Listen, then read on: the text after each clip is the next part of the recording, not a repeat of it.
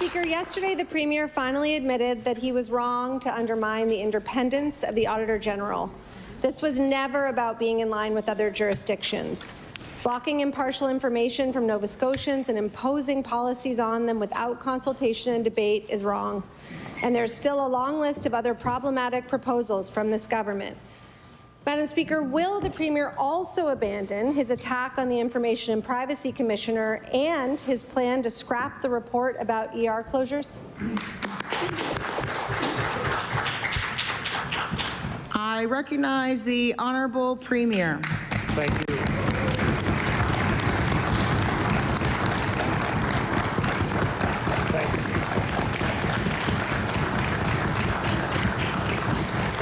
You guys just clapped away 10 of his seconds. Thank you, Madam Speaker. And look, obviously these are important discussions. We know we live in a highly charged political environment where people say things and jump to conclusions and kind of put their own spin on what legislation might do. But Nova Scotians know that we're coming from a place of our heart and doing good things. I had a good discussion with the Auditor General. We'll continue those discussions. I've spoke to the Privacy Commissioner to understand her concerns. The Emergency Department Closure Report doesn't need to be done annually. We do it every single day in this parliament. I recognize the Honourable Leader of the Official Opposition. Thank you, Madam Speaker. Nova Scotians I talk to live in fear of being labelled a special interest for whatever that will bring. During this campaign, people made it clear they wanted primary care, they want affordable homes, they want to build a good life in a province they love. That's right. But this government has spent all its time in this House trying to consolidate power instead of improving the daily life of Nova Scotians.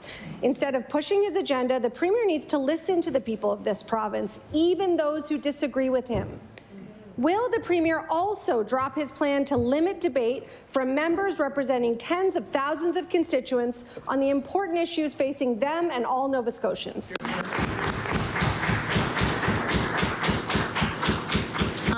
I recognize the Honourable Premier. Thank you, Madam Speaker. Like, as leaders, we have a responsibility to stick somewhere close to reality. And what I would say is there's lots of opportunity for debate. We welcome actual productive debate. We listen carefully and we learn from it. But the reality is, Madam Speaker, Nova Scotians voted for more doctors. We're delivering on that. Nova Scotians voted for more homes. We're delivering on that. Nova Scotians voted for lower taxes. We are delivering on that. We are prepared and ready to talk about the issues in this chamber. We've done that with an incredible budget that we've tabled. We're just waiting for that moment when the opposition says, let's talk about some of those things too.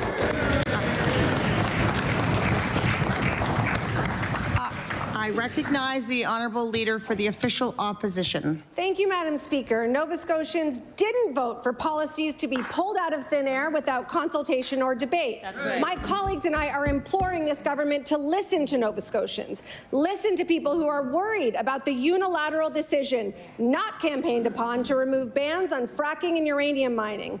Listen to the families who need help now, not empty promises of potential in 15 years.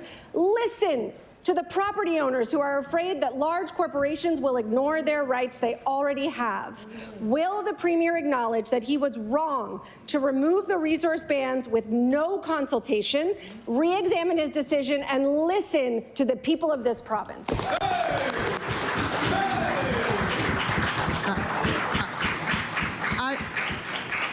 I recognize the Honourable Premier. Thank you, Madam Speaker. We listen very carefully to the people of this province. I do that every single day in a number of formats, and we listen and we respond. We know we need to grow the economy of this province. We know it's going to require action. We know it's time to take the no out of Nova Scotia. We listen, Madam Speaker.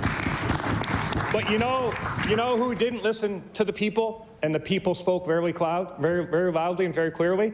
The last NDP government. When they raised taxes, when they did cuts to our healthcare system, the NDP government was a one-term government because they cut education. We remember those days, Madam Speaker, and I think maybe a few members opposite might remember those days too, Madam Speaker.